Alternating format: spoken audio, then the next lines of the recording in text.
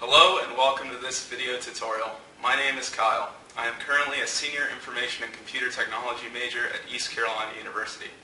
I have developed the following tutorial as a part of my senior capstone project and hope that it enhances your understanding of Linux concepts. In this tutorial, we will be covering the Automounter, more specifically the AutoFS service, and how to utilize the service to automatically mount an NFS partition. Let's get started.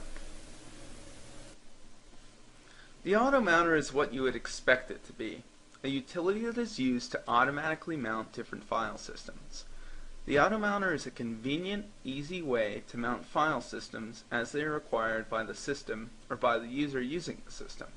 It allows transparent mounts to occur in the background with no interaction required from the end user.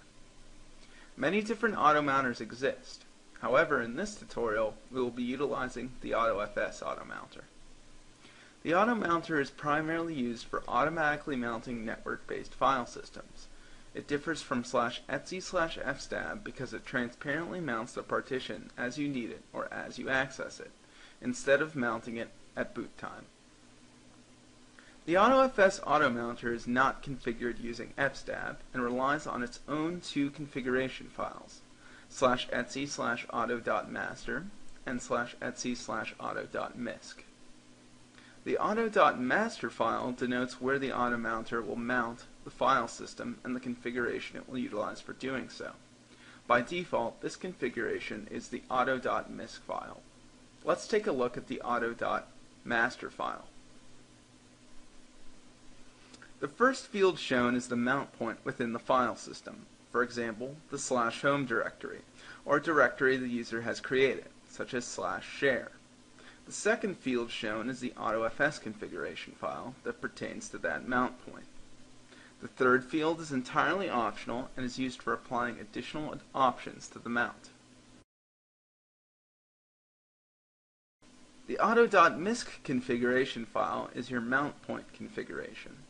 This file defines what directory your Automounter will mount your specified partition to and the parameters required when the auto mount occurs.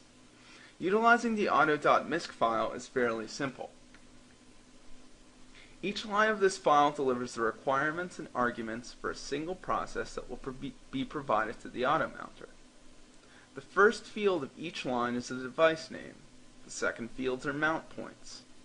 The second field must begin with a hyphen and utilize commas with no spaces in between for additional options. The third field denotes the actual point we will be mounting.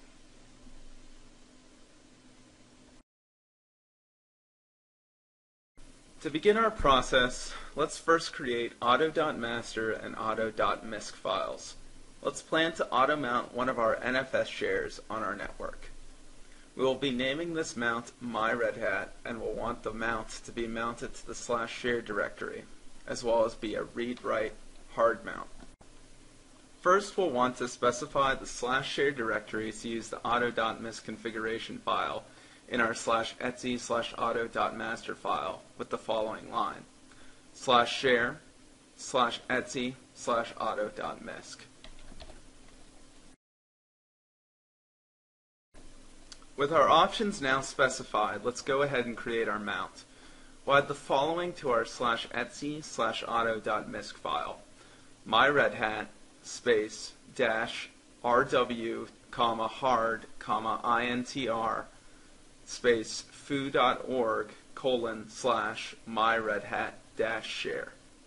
We're making our mount hard because a soft mount would mean that when a file request fails, the NFS client we are using will simply report an error. Once we've edited our auto.misc file, we'll have to save the file and reload the Automounter service with service autofs reload. Remember firstly that our /share directory is where our Automounter is going to load out our myRedHat mount. So when attempting to get to our mount, we should change directories to /share /myRedHat. Let's go ahead and try this. Go ahead and go to our directory by changing directory, cd /share /myRedHat, and go ahead and list with ls. What has happened is the Automounter has been queued and has loaded our NFS partition to /share/myredhat. To confirm that our share has been mounted, we can utilize the mount command to see if the mount really has happened. Now that we know our AutoFS configurations are correct, let's make sure AutoFS is persistent across boots with checkconfig AutoFS on. And that's it. We're done. But always remember, as with any service, you can monitor /var/log/messages to make sure the service is operating correctly. To recap this tutorial, we utilized the Automounter to mount an NFS share. We backed up and then edited the two AutoFS configuration files, auto.master and auto.misc, to automatically mount our share at foo.org/myredhat-share. We then reloaded the NFS service and made sure the mount was active by utilizing the mount command with no arguments.